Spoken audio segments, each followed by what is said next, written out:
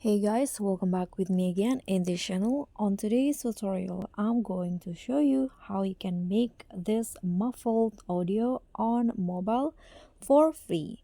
So if you want to create a video with muffled audio, you can use CapCut, and through this video, I'm going to show you how.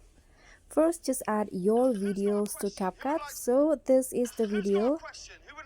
So the audio looks sound normal now, and to make it sound muffled, just click on the video here and just swipe through the menu until you find the voice changer option.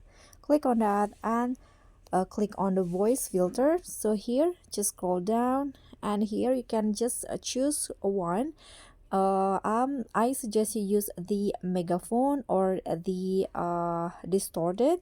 So let's try the megaphone first. Here you can also adjust the strength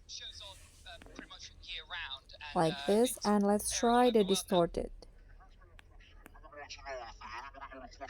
Okay, so here you can adjust the pitch and the timbre.